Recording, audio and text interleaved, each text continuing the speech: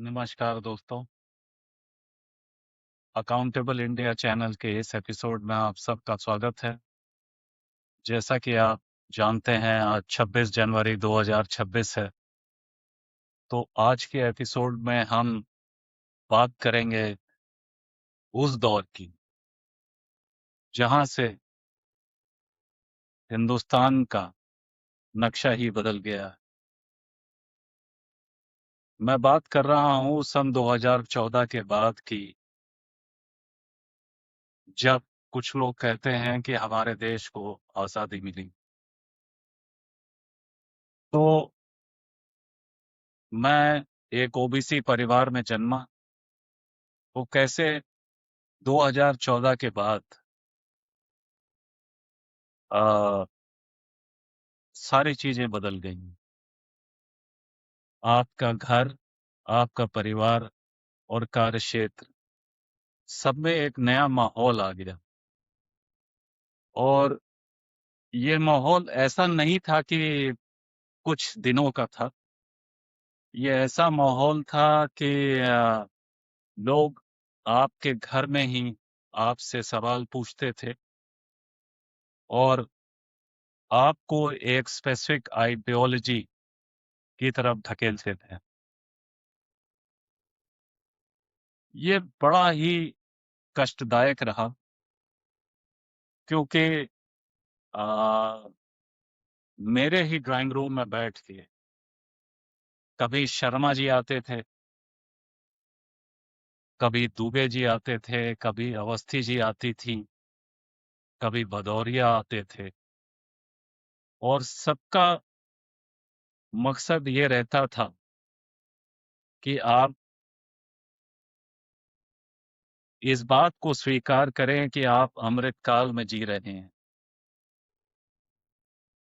तो मुझे लगा कि क्यों ना ये जो पूरा एक इकोसिस्टम डेवलप हुआ, उसकी एक सोशो कल्चरल एनालिसिस की जाए। क्योंकि ये ऐसा दौर था कि लोग आपके ड्राइंग रूम में बैठ के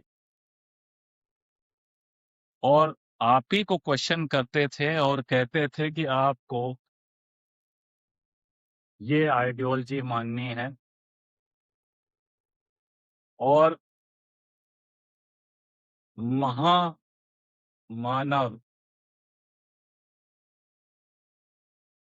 से बड़ा कोई भी भगवान, खुदा नहीं है। तो मुझे ये लगा कि ये जो महामानव हैं, ये कहे जाते तो ओबीसी हैं, लेकिन क्यों सवर्ण लोग इनको अपना खुदा मान रहे हैं? और जो वाकई ओबीसी हैं, जिनके साथ पक्षपात होता है या अत्याचार होता है, वो इस महामानव को नहीं मानते हैं। और क्या इसके पीछे का जो है वो षड्यंत्र है? क्या इसके पीछे की कहानी है जो अ, आपसे वो करवाना चाहती है जो उनके लिए बेनिफिशियल है? तो आइए, इसी socio cultural psycho social analysis में के एपिसोड में आप सबका स्वागत है।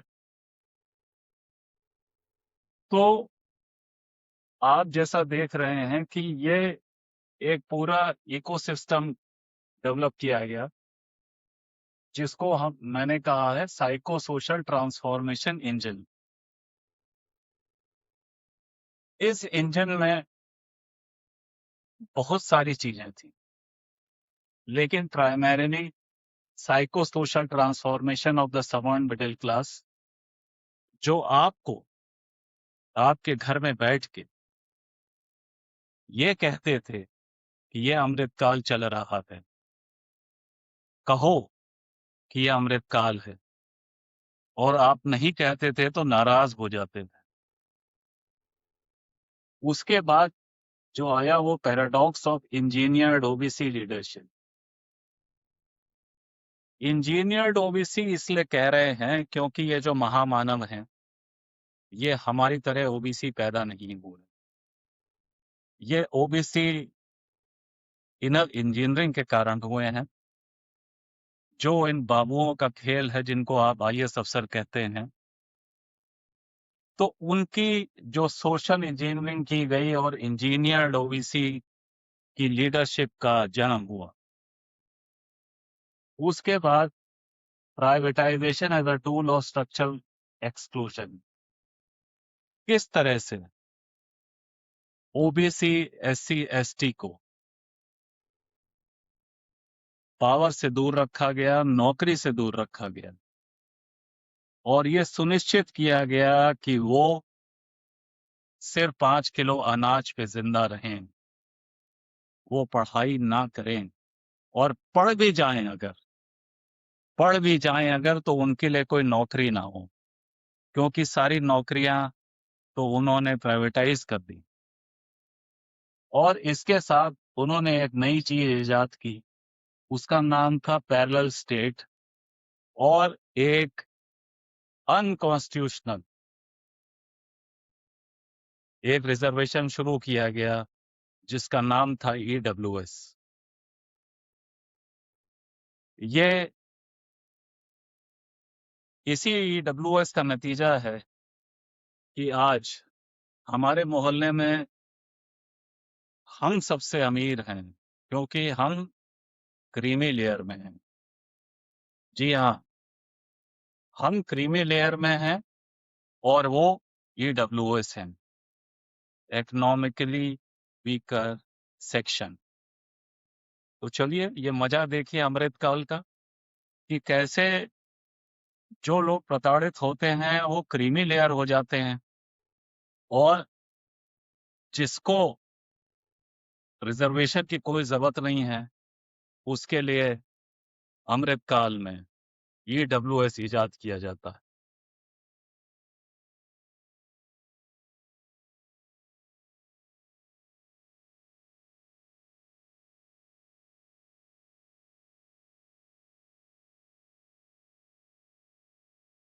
जैसा कि मैंने कहा,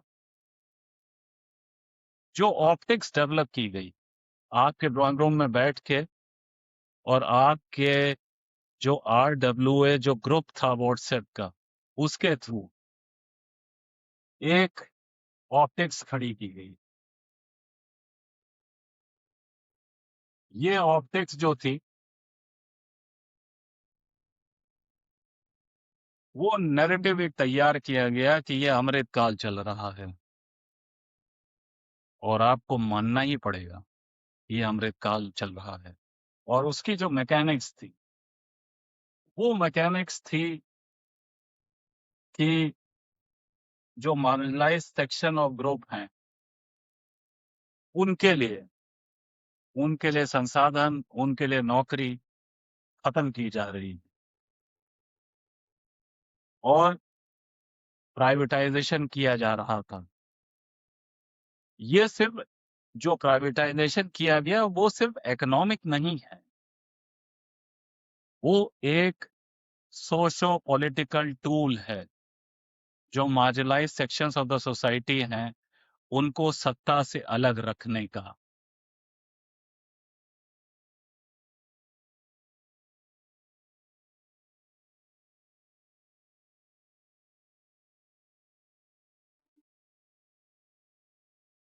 एक नया ये हो गया कि हम हिंदू राष्ट्र बनाएंगे, लेकिन हिंदू राष्ट्र में ओबीसी एससी का क्या स्थान होगा ये कोई नहीं बताता है। उनका स्थान यही होगा कि भदौरिया, गोयल, शर्मा आपके घर आएंगे और कहेंगे कि बोल साले अमृतकाल चल रहा है।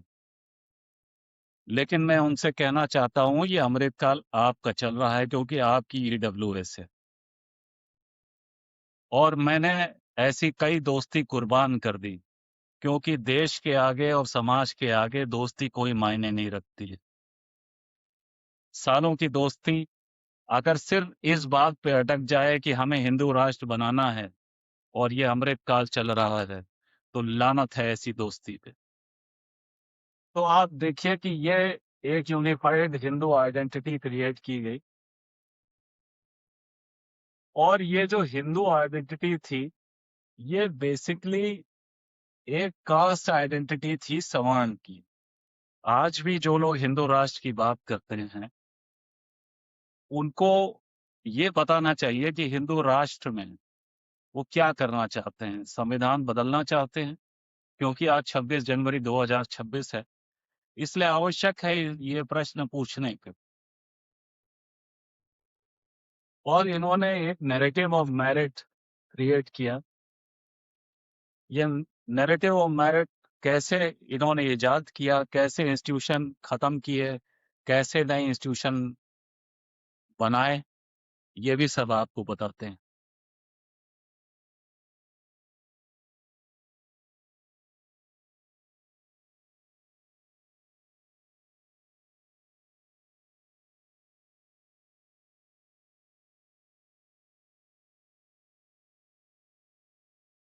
ये पूरा नैरेटिव खड़ा किया गया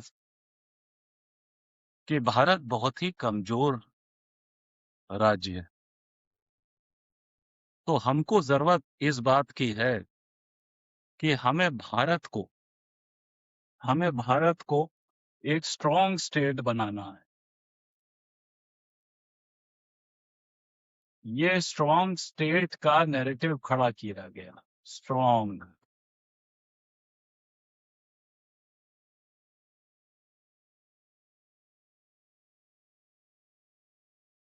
इनसे मैं पूछना चाहूंगा कि ये भारत जो है वो कमजोर था ही कब? ये स्ट्रॉन्ग स्टेट का मतलब जो है, आप ये समझ लीजिए कि स्ट्रॉन्ग स्टेट का मतलब है ये मनुस्मृति से।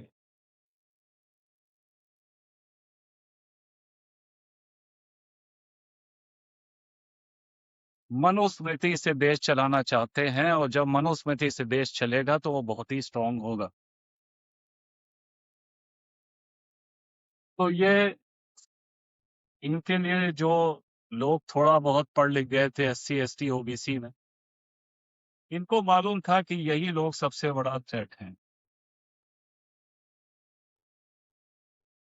सबसे पहले तो ओबीसी में जो लोग पढ़ लिख गए, वो बाकी ओबीसी की वकालत ना करें, इसलिए एक बहुत बेहतरीन कॉन्सेप्ट का इजाद किया गया आईएएस अफसरों द्वारा, जिसका नाम रखा गया क्रीमी लेयर, जिसमें हम हैं। तो क्रीमी लेयर से ये तय हुआ कि अब आप जो हैं ओबीसी क्रीमी लेयर वाले हैं, तो अब आप अपना समाज जो आपका पिछड़ा हुआ है, उसकी वकालत अब आप नहीं करेंगे, उसके लिए अब आप लड़ेंगे नहीं। तो आपको तो किनारे कर दिया गया, आप क्रीम हैं। तो भैया हम क्रीम हैं, तो हिंदुस्तान की सत्ता पे हमको बैठाए क्यों नहीं हो? हमको प्रदेश अध्यक्ष काहे बना रहे हो? हमको मुख्यमंत्री क्यों नहीं बनाते हो? और ये नैरेटिव खड़ा किया गया कि ये जो करंट लीडरशिप है, यही आपका भला करेगी। भगवान राम के बाद ये विष्णु के नए अवतार आए, और ये विष्णु के अवतार मनुस्मृति के द्वारा एक स्ट्रॉन्ग हिंदुस्तान, भारत, इंडिया जो भी कहिए वो खड़ा करेंगे।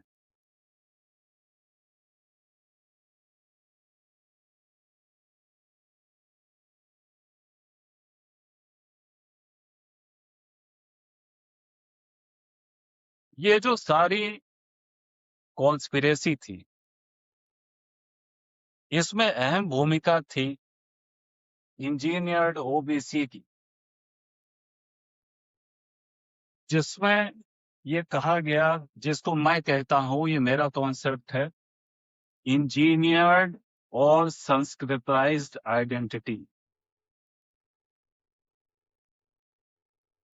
ये जो इंजीनियर्ड ओबीसी लाए गए लीडरशिप में, इसका मकसद ये था कि भैया अब देखो तुम्हारे ही ओबीसी लीडर हैं, अब इससे ज्यादा तुम्हें क्या देंगे? तुमको प्राइम मिनिस्टर का पद दे दिया, तुमको प्राइम मिनिस्टर का पद दिया है तुमको बर्बाद करने के लिए ओबीसी। ये जो था ये एक मॉरल कवर था, ये मॉरल कवर था मंडल कमीशन से, जो हम थोड़े बहुत लोग पढ़े लिखे थे, नौकरी में आए थे,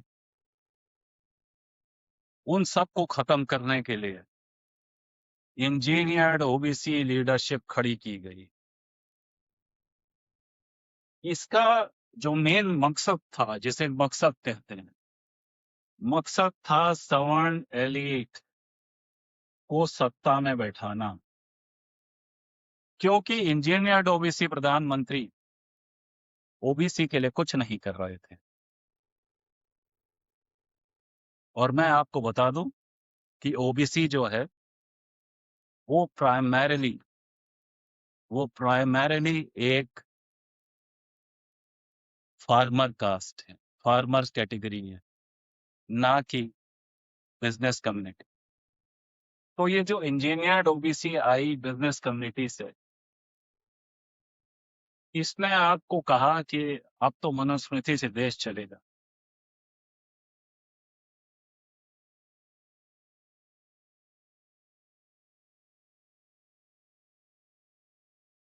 इसमें सबसे ज्यादा अहम भूमिका निभाई ब्यूरोक्रेसी ने और जुडिशरी ने।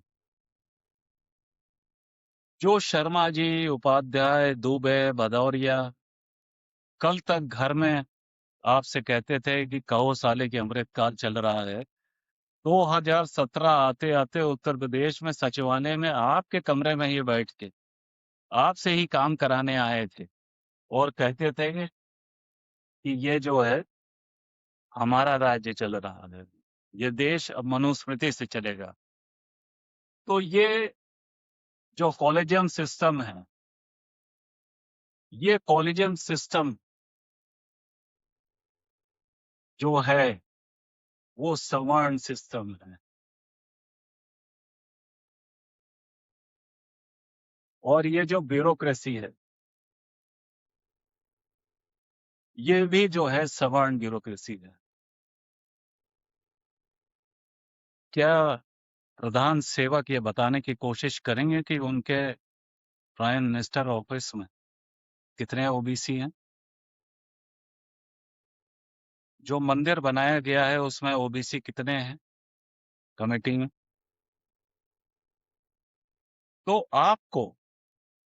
आप ये प्रश्न ना पूछें, इसीलिए आपको महामानव के रूप में एक इंजीनियर्ड ओबीसी लीडरशिप दी गई है। और 2014 के बाद पूरी की पूरी ब्यूरोक्रेसी एक तरीके से कहा जाए तो भगवा हो गई। कुर्सी पे सिर्फ भगवा तौलिए नहीं थे, सारे दिलों में मनुस्मृति थी। और कोई भी ब्यूरोक्रेट ये नहीं कह सकता कि वो इस भगवाकरण से अलग था, क्योंकि और कोई क्योंकि ये अमृत काल चल रहा था। तो अब आप देखिए कि ये जो ब्यूरोक्रेसी पिछले 70 साल से महामानव कहते हैं कि इसने कुछ नहीं किया, उसमें इसलिए कुछ नहीं किया क्योंकि भगवा सरकार ही नहीं थी। वो तो इंतजार कर रहा था 2014 का कि कब देश आजाद हो और ये ब्यूरोक्रेसी अपने असली रंग दिखाए, पुलिस स्टेट बनाए, बुलडोजर से न्याय करे। जस्टिस जो है, अब जुडिशरी की कोई जरूरत लगती नहीं है वैसे, ना कोर्ट की कोई जरूरत है।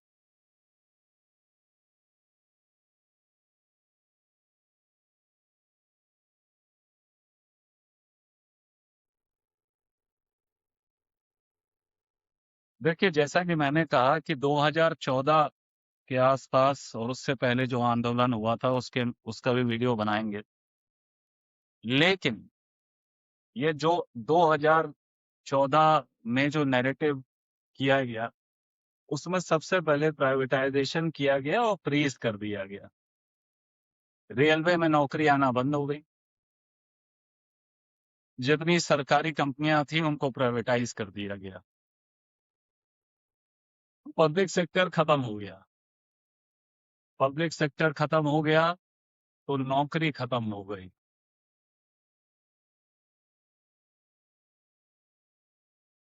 लेकिन एक बात का ध्यान रखिए कि नौकरी सिर्फ एससी, ओबीसी, एसटी की ही खत्म हुई थी। सवर्ण की कोई, सवर्ण के तो नए नए आयाम, नए नए अवसर आ रहे थे नौकरी के। तो इस तरह से ये एक जॉब स्कैरिसिटी जो आज की तारीख में क्रिएट की गई है, कि सरकार का काम ये नहीं है कि वो आपको जॉब देगी, तो सरकार का ये भी काम नहीं है कि मानव शक्ति चला लेगी। The deliberate reduction of the state sector to deny entry into the formal economy where legal protections exist. Privatisation का सबसे बड़ा रीजन ये था कि रिजर्वेशन को समाप्त करना है। सुब्रमण्यम स्वामी ने ये कहा था कि हम रिजर्वेशन को इस हद तक ले आएंगे कि उसका होना और ना होना कोई मायने नहीं रखेगा। और सलाम करते हैं पार्टी को, और दूसरी पार्टियों को भी सीखना चाहिए कि जो वो कहते हैं ये पार्टी वाले करते हैं।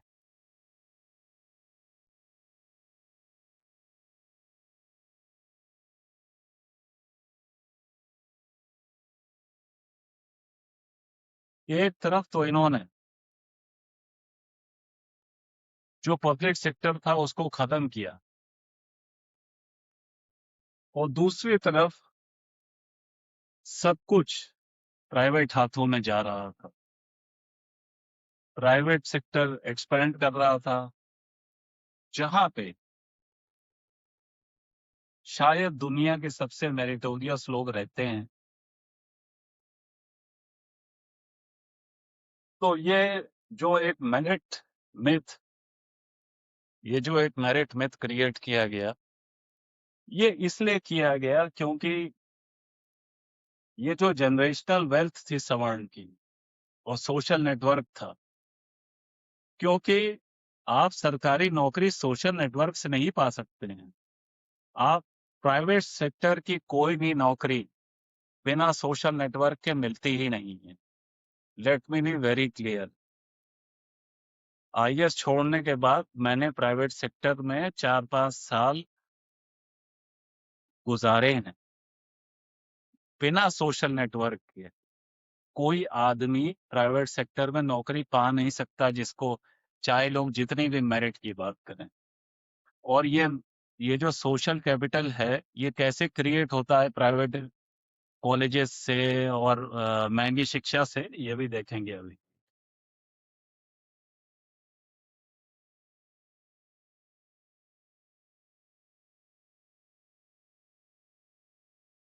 ये देखिए कैसे एक पूरा एक पैरेलल स्टेज खड़ा किया गया, जिसने सरकारी तंत्र को खत्म किया और अपने सवर्ण लोगों के लिए नौकरियां क्रिएट की गई। एक तरफ तो छीनी गई और एक तरफ क्रिएट की गई।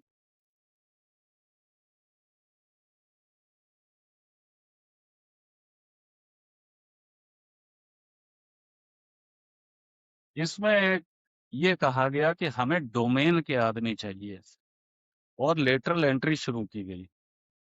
लेटरल एंट्री का मकसद सिर्फ और सिर्फ रिजर्वेशन को खत्म करना था। और जो एलीट है, जो एलीट पेडिग्री, उनको नौकरी देने का तरीका था डायरेक्ट जॉइंट सेक्रेटरी बनाए गए। Joint secretary. और आज की तारीख में भारत सरकार हो चाहे प्रदेशों की कोई भी सरकार हो, हर डिपार्टमेंट में कंसल्टेंट हैं बिग 4, और उनको बहुत ज्यादा फीस दी जा रही है। यहाँ लोग जो हैं वो टीचर बनने के लिए मरे जा रहे हैं बिहार में। अरे पागल हो तुम लोग। आप जो है केपीएमजी, ईवाई, पीडब्ल्यूसी, इसमें देखो कोई नौकरी 60,000 से कमी नहीं है। बढ़िया बिजनेस क्लास में ट्रेवल करने को मिलेगा, वो भी क्या है, सरकार के पैसे से। सरकार के पैसे से, क्योंकि आप कंसल्टेंसी कर रहे हैं सरकार में। उत्तर प्रदेश को 1 ट्रिलियन इकोनॉमी बनना है तो कौन बताएगा? अरे भैया ईवाई बताएगा, केपीएमजी बताएगा, पीडब्ल्यूसी बताएगा, डेलॉयट बताएगा, बेन एंड कंपनी बताएगी, बोस्टन कंसल्टेंसी ग्रुप बताएगा। क्योंकि अफसर सब नकारा हैं। क्योंकि अफसर जो है ना वो पढ़ लिख के आ रहे हैं, इसलिए नकारा हो गए हैं।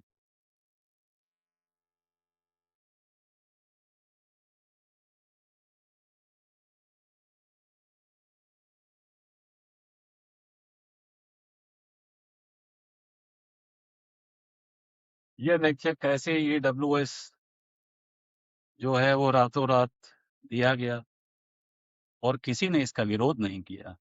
सबसे बड़ी बात यह है।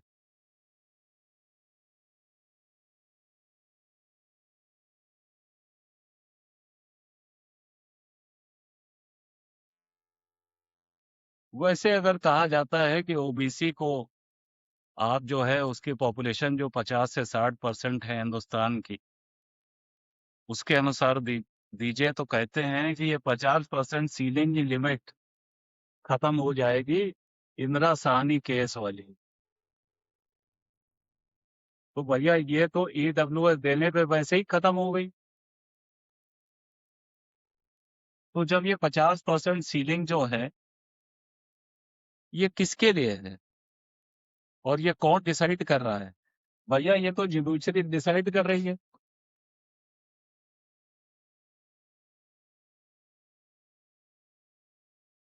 जो कि 100% जो है वो सवर्ण है। ये मत समझिए ये कोई ऐसी चीफ जस्टिस को बना देने से कुछ हो जाता है, कुछ नहीं होता। ये बात जो है माइंडसेट की है। माइंडसेट है की है, इकोसिस्टम की है। तो अब आप चाहे जो करो। तो ये इन्होंने 10% ईडब्ल्यूएस दिया और सारे सवर्ण लोग जो हैं वो ईडब्ल्यूएस हो गए। ये एक बहुत मजेदार बात है। और आप ट्विटर में देखिए लोग कहते हैं कि ईडब्ल्यूएस का ये फर्जी सर्टिफिकेट है, लेकिन सरकार कुछ करती ही नहीं है। सरकार को लोग प्रूफ दे रहे हैं, गवाह दे रहे हैं, डॉक्यूमेंट दे रहे हैं, लेकिन सरकार कुछ नहीं कर रही है। क्यों? क्योंकि ये रामराज्य है और ये अमृत काल चल रहा है।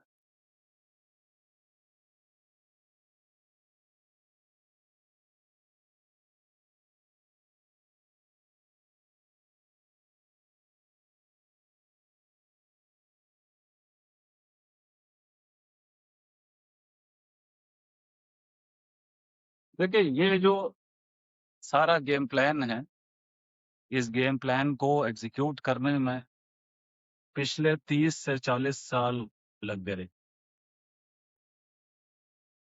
30 से 40 साल में ये पूरा गेम प्लान इस ऑर्गेनाइजेशन का जो कलेक्टिव ऑफ इंडिविजुअल्स है जो कहीं रजिस्टर्ड नहीं है, इस ऑर्गेनाइजेशन ने ये मनोवादी सोशल ऑर्डर क्रिएट किया 21st सेंचुरी में।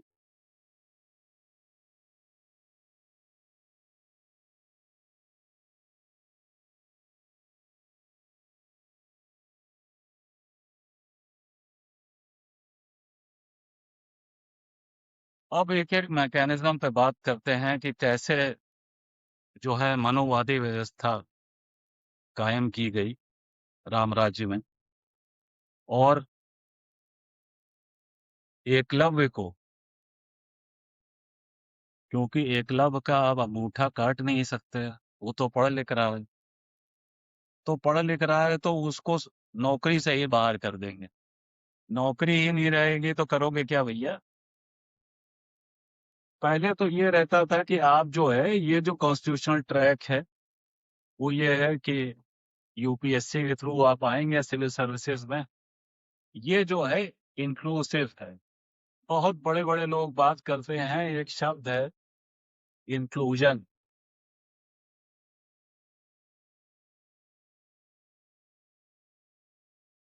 जो दुनिया के सबसे करप्ट ऑर्गेनाइजेशन है जैसे वर्ल्ड बैंक, आईएमएफ, बड़े बड़े जितने एनजीओ हैं, वो जब किसी 5 स्टार या 7 स्टार होटल में बैठते हैं तो ये जो शब्द है इंक्लूजन, इसकी माला जपते हैं, माला, कि हमें जो है सोशल इंक्लूजन चाहिए, हमें इकोनॉमिक इंक्लूजन चाहिए। लेकिन यहाँ तो सारा खेल चल रहा है एक्सक्लूजन का।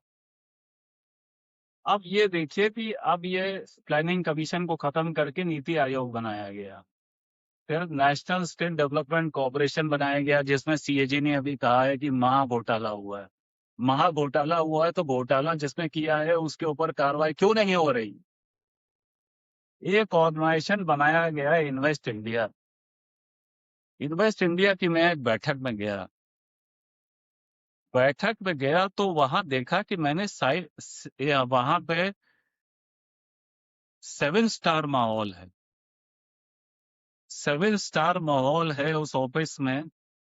आपको बाकायदा ट्रे लेकर वेटर आते हैं ड्रेस पहने हुए, और उस ट्रे में कम से कम 50 तरह के पकवान रखे रहते हैं। और सारे लोग जो हैं वहां पे, अगर आप ध्यान से देखें तो आईएएस के और दिल्ली एलिट के लड़के हैं, या गर्लफ्रेंड हैं या बॉयफ्रेंड हैं, जो भी कुछ है। तो इन्वेस्ट इंडिया ऐसी संस्था बनाई गई जो पूरे हिंदुस्तान का इन्वेस्टमेंट डील करती है।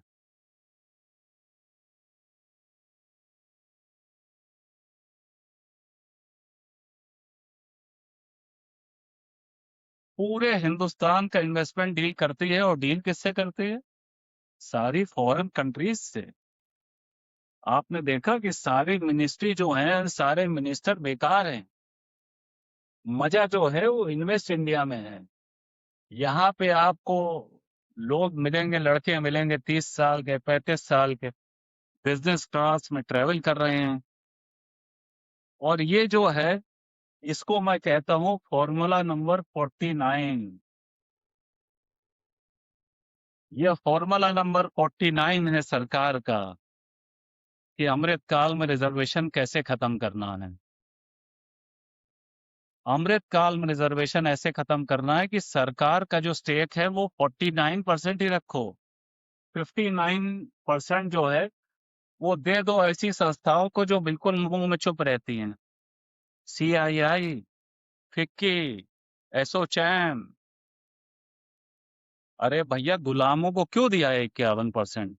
ये देश हमारा है, कोई एसोसिएशन का देश नहीं है महामानव साहब।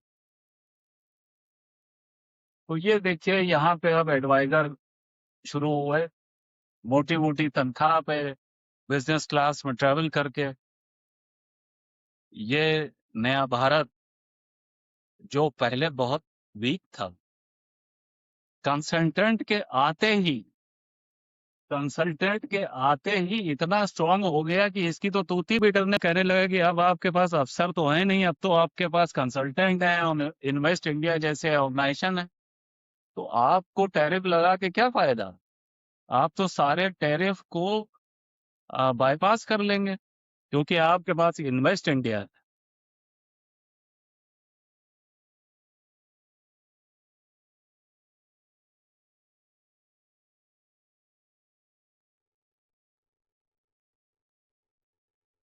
दूसरा तरीका जो अपनाया गया वो ये अपनाया गया कि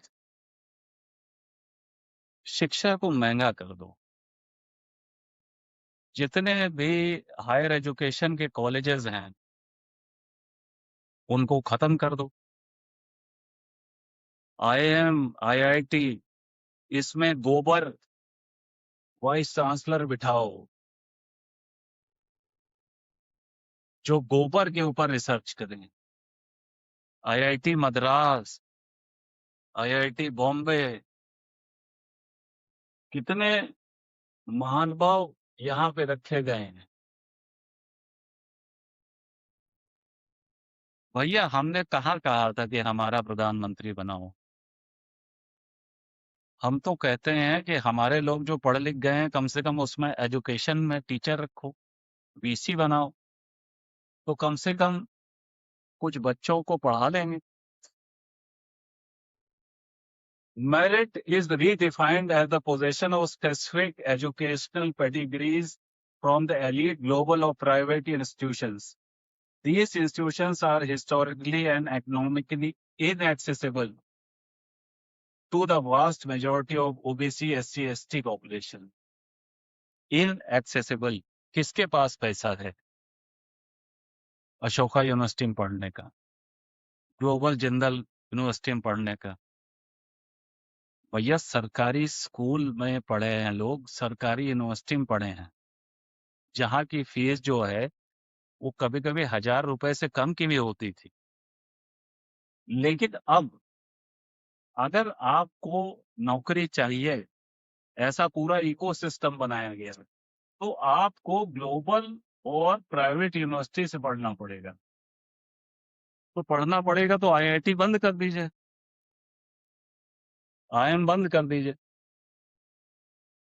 या तो इसमें भी वो वेटरनरी डॉक्टर टाइप के वीसी रखिए साहब। तो pedigree as a proxy for exclusion. आपको क्या बताया था कि जब भी पूरे ब्रह्मांड की बड़ी-बड़ी संस्थाएं बैठती हैं तो वो इंक्लूजन की बात करती हैं, लेकिन यहाँ पे एक्सक्लूजन के लिए मैकेनिज्म डेवलप किया गया।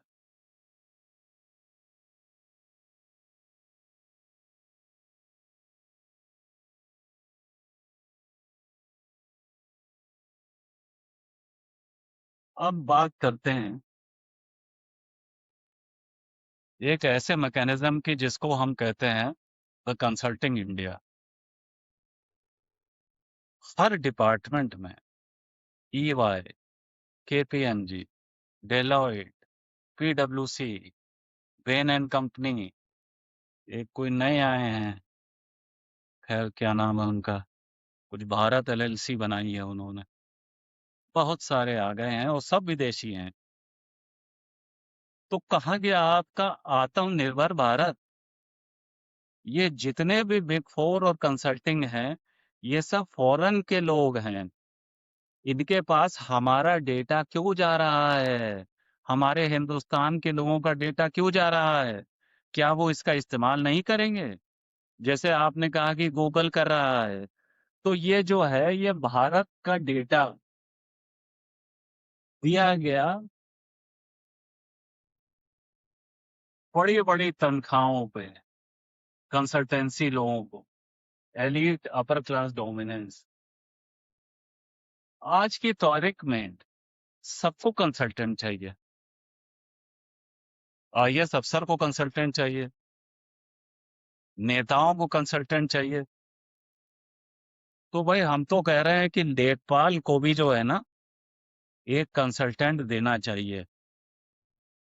लेखपाल, कानूनगो, नायब तहसीलदार, तहसीलदार, एसडीएम, डीएम, हर ऑफिस में ये जो बिग फोर के लोग हैं ये कंसल्टेंसी पे रखे जाने चाहिए अमृतकाल में। नहीं तो हमारा देश बहुत कमजोर हो रहा है। माननीय महामानव साहब,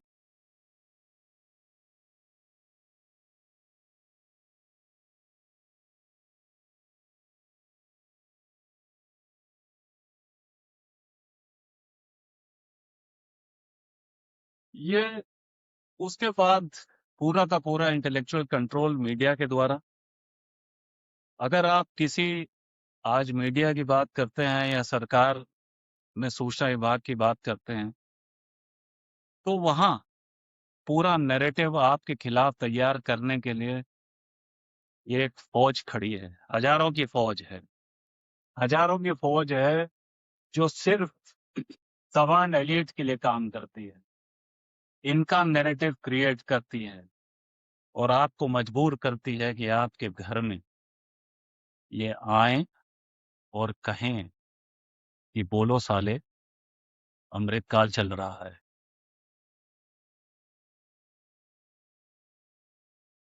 ये देखिए कैसे खत्म किया गया, क्योंकि गवर्नमेंट जॉब है नहीं। क्या कोई बताने का सहमत उठाएगा कि कंसल्टेंसी में कितना पैसा दिया जा रहा है? इंडस्ट्रीज जैसे डिपार्टमेंट में 3-3 4-4 कंपनीज हैं जो कंसल्टेंसी कर रही हैं। कोई आईएएस अफसर आज की तारीख में बचा ही नहीं है जिसके पास कंसल्टेंट ना हो। आखिरकार आईएएस अफसर को कंसल्टेंट चाहिए और इतने निकम्मे आईएएस अफसर हैं तो उनको फौरन बर्खास्त कर देना चाहिए। तो यूपीएससी जो ये सेलेक्ट कर रहा है, ये क्या सेलेक्ट कर रहा है कि कंसल्टेंट को कैसे मैनेज करना है या देश कैसे चलाना है? ये मजाक बंद किया जाए। अगर आईएएस अफसर इतने नाकारा हैं, नालायक हैं कि उनको काम करने के लिए कंसल्टेंट चाहिए, तो फिर ये देश कमजोर हो रहा है या स्ट्रांग हो रहा है, ये आपको तय करना है।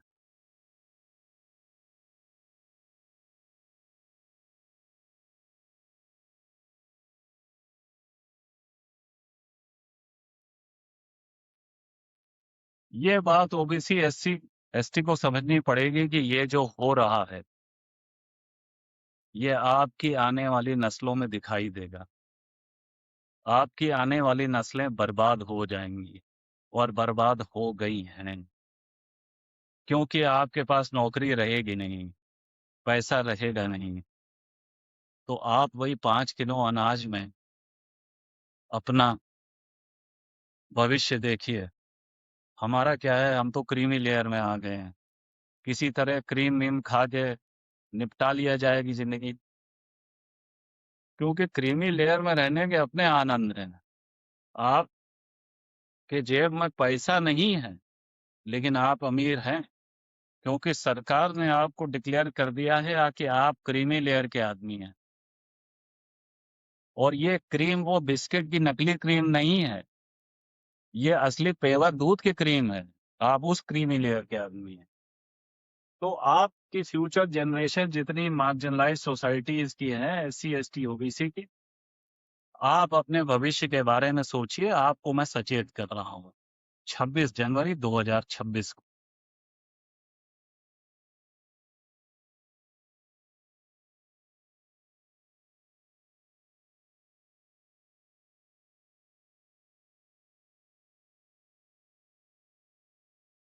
दो 2014 के बाद सिर्फ सरकार नहीं चेंज हुई, इस मुल्क का सोशो कल्चरल डायनेमिक्स चेंज हो गया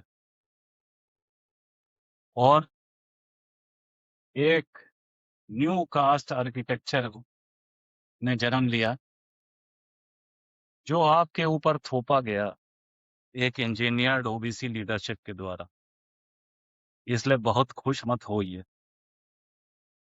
क्योंकि जो आने वाली नस्लें हैं वो आपसे पूछेंगी कि जब आपके सामने बर्बादी हो रही थी तो आप क्या मस्जिद के सामने नाच रहे थे?